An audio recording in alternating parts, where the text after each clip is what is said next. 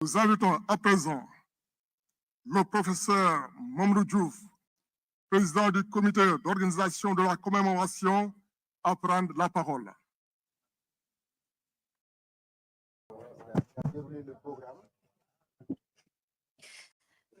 Exactement. Alors, professeur, vous disiez tout à l'heure que le travail va se poursuivre pour effectivement que la lumière soit faite sur cette affaire. Effectivement, et là, on a commencé parce que là, la première phase, on a un peu testé. Vous avez bouclé la première phase. Non, oui, en fait, c'était une première phase test, mais là, il y a 2 semaines, on est retourné sur le site. C'était pour prendre les échantillons génétiques.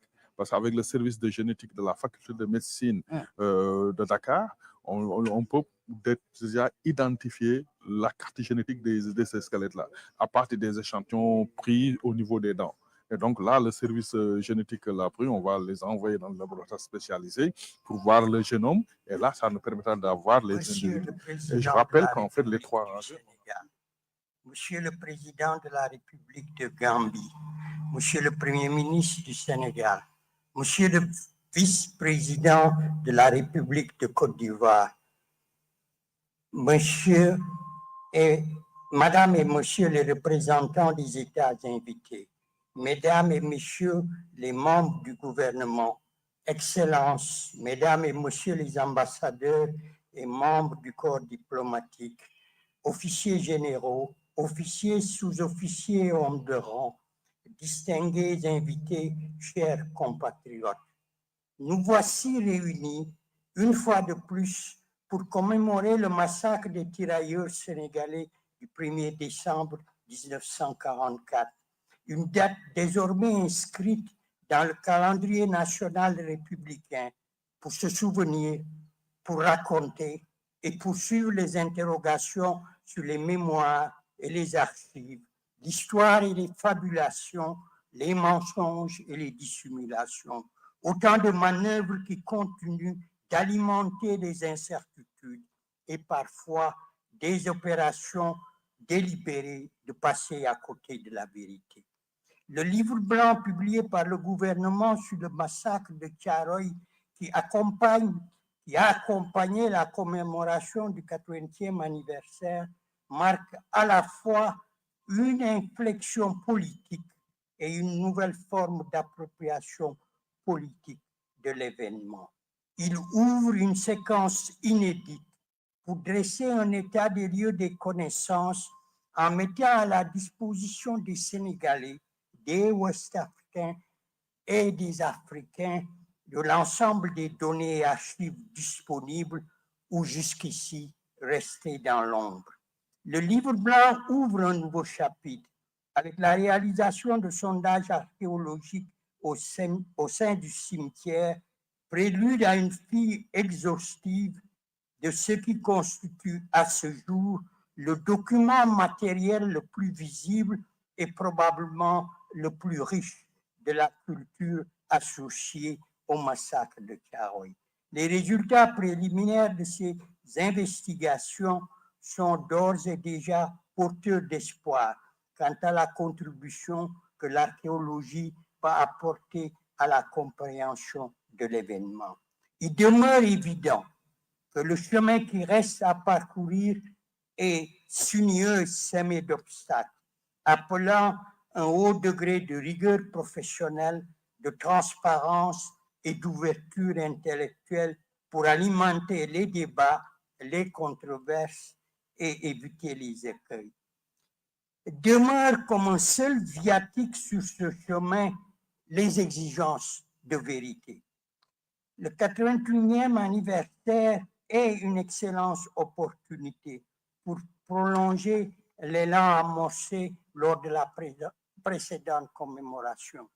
L'ouverture du dossier d'un débat singulier mais hautement emblématique des pratiques de gouvernance coloniale, le recours quasi rituel à la violence. Au Sénégal, comme dans l'ensemble des pays qui ont fourni des soldats au régiment des tirailleurs, il s'est agi d'examiner à nouveau frais le massacre de Thiaroye. Cet événement a fait l'objet d'une double manœuvre de dissimulation et de reconfiguration. D'une part, le massacre est perpétré dans l'environnement de la libération et de la victoire sous des régimes fascistes, un écosystème qui paradoxalement reconduit les images et imaginaires de la structure coloniale qui repose sur la dépossession, la domination, la mise en place et l'obéissance au risque de la mort. D'autre part, les autorités coloniales puis l'État français se sont employés avec constance à la dissimulation et à l'entrave de toute initiative visant à établir les faits, à documenter les responsabilités et à produire des récits des plus crédibles. C'est, à n'en pas douter, le paradoxe de la liberté retrouvée par les uns face à la nécessité du rétablissement de l'ordre colonial.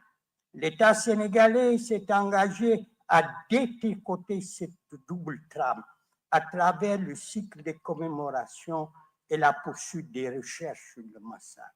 Cette nouvelle routine républicaine, appelée à une dimension régionale et panafricaine, vise avant tout à reconnaître Thiaroye comme le lieu d'une mémoire exposée alors qu'elle fut longtemps occultée.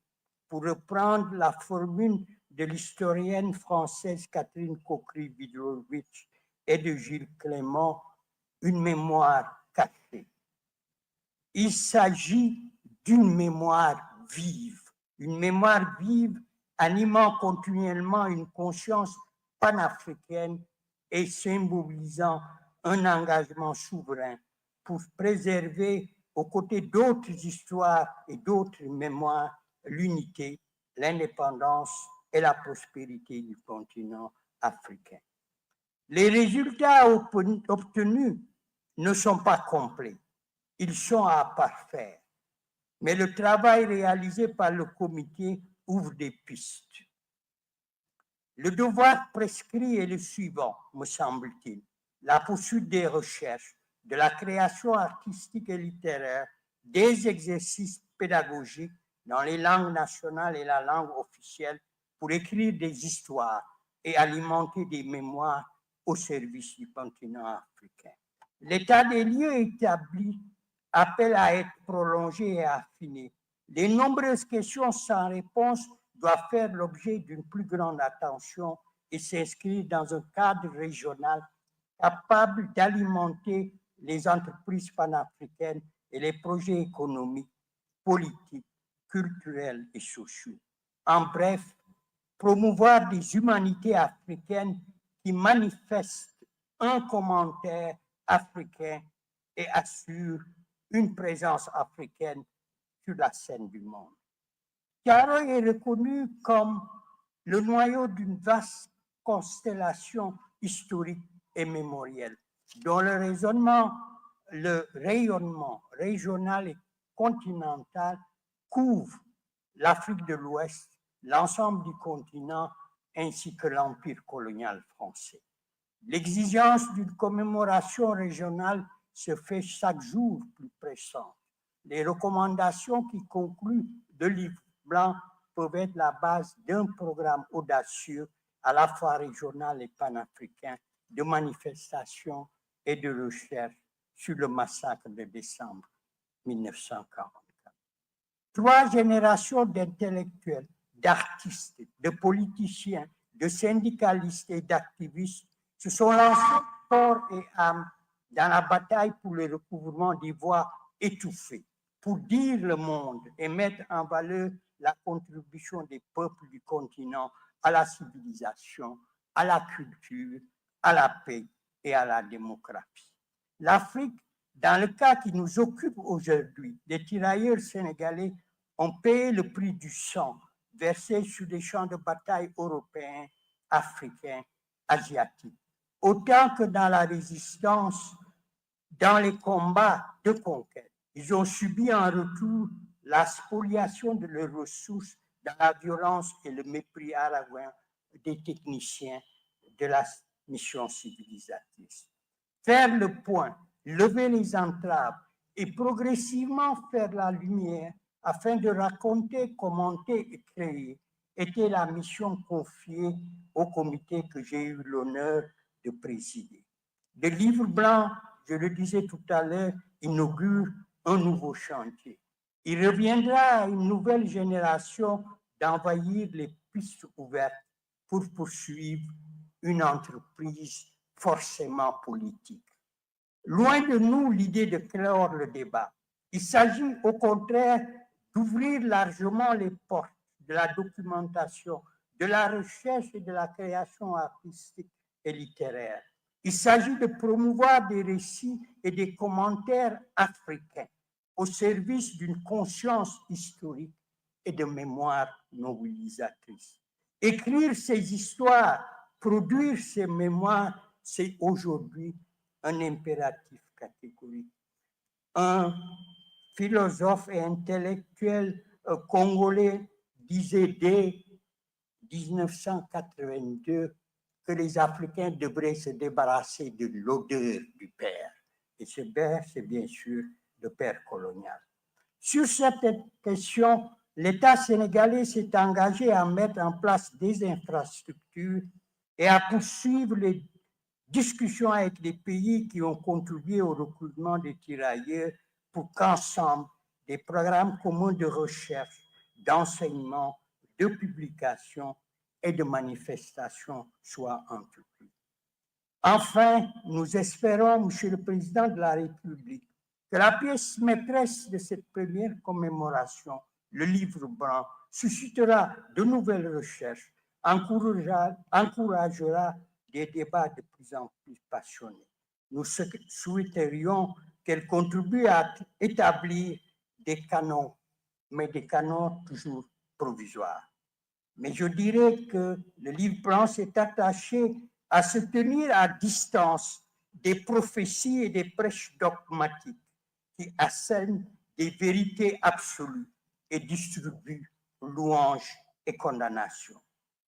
La seule ambition du livre blanc est lever le débat africain dans l'écoute et le dialogue. Le titre débat africain est emprunté à une émission qui était très célèbre dans les années 90. Dans cette optique et conformément aux orientations définies lors du Conseil des ministres, nous avons relevé, Monsieur le Président de la République, que la démocratie mémorielle constitue un des piliers majeurs de votre politique étrangère. Nous considérons qu'il appartient à nos pays de s'engager résolument en faveur de la reconnaissance des crimes coloniaux en exigeant que les empires coloniaux, dont la France, présentent des excuses officielles, en particulier pour le massacre des tirailleurs et pour l'ensemble des exactions commises durant la période coloniale. Il nous faudra également œuvrer à la négociation de réparation juste et équitable pour les victimes et leurs descendants. Une démarche qui s'inscrit pleinement dans le thème retenu aujourd'hui par l'Union africaine lors de sa manifestation qui est en train de se tenir à Alger. Justice pour les Africains et les personnes d'ascendance africaine grâce aux réparations. C'est cela le thème. Monsieur le Président de la République, Monsieur le Premier ministre, honorables invités, vous me permettrez, avant de terminer, de remercier chaleureusement les membres du comité qui se sont engagés dans ce travail avec énergie et entrain. Je parlais des membres des commissions et des sous-commissions, mais je soulignerai particulièrement le travail fourni par mes collègues, les professeurs Rokhaya Fall, Mamadou Fall, Ndiouga Adrien Benga, Felwine Sarr, Ibou Diallo. Je remercierai également les rédacteurs des papiers intermédiaires des départements d'histoire, de langue germanique et des lettres modernes, de la FASTEF, de l'Institut fondamental d'Afrique noire, de l'Université Cheikh Anta Diop et des universités du Sénégal. Je voudrais aussi remercier chaleureusement les secrétaires généraux successifs du gouvernement et les services de la primature, en particulier le conseiller technique à la culture, l'inestimable Abdoulaye Koundoul, qui a assuré la coordination administrative et technique, assistée de Mme Warren Ndiaye, conseillère technique au ministère des Forces armées. Et comme vous pouvez le constater dans l'environnement dans lequel nous évoluons, l'armée n'a ménagé aucun effort pour jouer sa partition centrale dans le dispositif commémoratif. Et dans ce cadre, je voudrais remercier en particulier le colonel Saliou Ngom qui a été le lien le plus sûr pour établir cette coopération fructueuse. Et enfin, nous saluons les efforts considérables déployés par les services du ministère de l'Éducation nationale et les collègues de l'Université de Dakar, le professeur Ndao, et de la FASTEF, le professeur Babacar Fall, pour la confection des fiches pédagogiques qui vont permettre ou ont déjà permis aujourd'hui de dispenser ce que nous appelons la grande classe sur le massacre des tirailleurs dans toutes les institutions scolaires. Je vous remercie.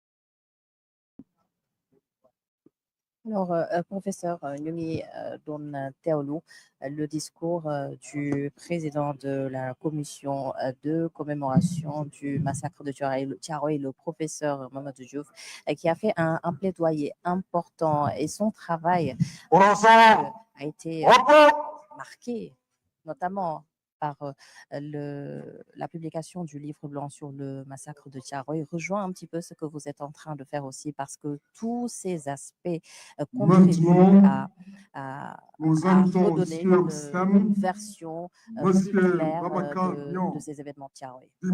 Absolument, parce que, en fait, nous avons travaillé en synergie, comme je l'ai dit tantôt, pour restituer les faits de Thiaroye. Il fallait travailler avec 3 sources écrites, les sources orales et les sources matérielles. Et donc, en fait, le premier travail avec les sources archivistiques posait beaucoup de débats passionnés. Et donc, il a fallu encore un peu travailler en direction de ce livre blanc qui est frais, qui pose la problématique, fait l'état de l'art, l'état des connaissances et en fait aussi toutes les contre-indications qui conçues. Et là, on a vu que dans le livre blanc, comme on l'a déjà décrit, que les sources archivistiques ne sont pas toutes accessibles. Surtout elles ont été caviardées par la France et tout. Donc, le récit manque énormément et même il y a des contradictions dans le récit. Donc, et là, c'est là où le travail de l'archéologie a été déterminant dans ce livre blanc, parce qu'en fait, à partir des faits, on a non seulement confirmé, relativisé des faits, mais aussi soulevé d'autres éléments matériels qui se sont déroulés et qui n'étaient pas racontés.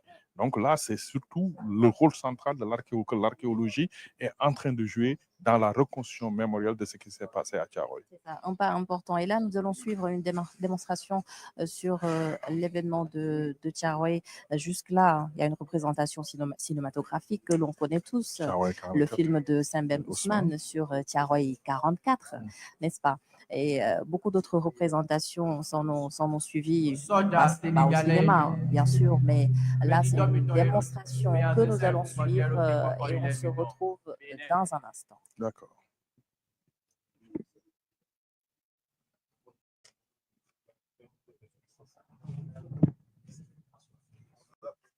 Africain tirailleur d'Amba. Depuis Yam Logra 1944, Kudugram Kete Zingu Dayamwango.